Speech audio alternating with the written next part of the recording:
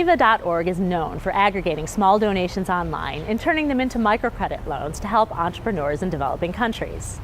Last year, the San Francisco-based nonprofit launched a domestic program, essentially expanding by reaching close instead of far. SF Public Press reporter Ambika Kandasamy caught up with Kiva President Premal Shah to discuss the factors that influenced the U.S. pilot program. When the Great Recession started happening, it was very difficult for people to get a loan. The banks froze up, and particularly small businesses here in the U.S. had a very, very hard time getting a loan. And so that's another thing that inspired Kiva to get into the United States as our 51st country. It was so hard for businesses, particularly low-income businesses, to actually get any kind of capital in order to get started or actually continue growing. So Kiva is a website that allows you to make $25 loans to the working poor around the world. The way it works is we'll work with a local field partner that's already lending to the poor to help them kind of start a business or grow their business. And that organization, say in Uganda, will post up that woman that they're working with that they want to make a loan to who wants to buy a cow to start a dairy business. Let's say that she needs $250 to buy a cow in Uganda.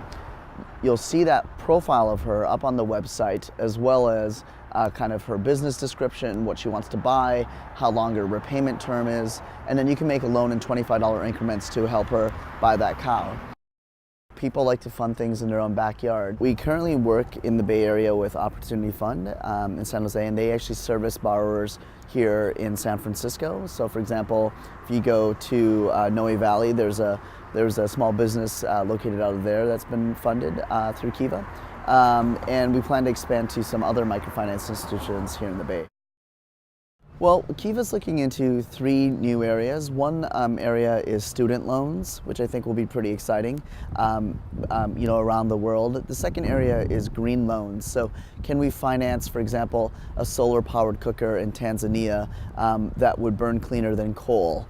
Can we, for example, finance for a low-income household here in Oakland, maybe solar panels, which will take some time to pay back and make it economically worthwhile for them to purchase it, but can we actually bring down the cost of purchasing that thing by letting the internet community bank on that person?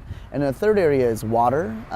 We think that water access is such a huge issue, and basically being able to do more kind of community financing, particularly I think in parts of Africa and South Asia, to basically build kind of sewage systems right into the home, a toilet, a water tank in the backyard for a low-income household.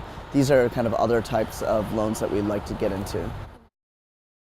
For more interviews and stories like this, please go to sfpublicpress.org.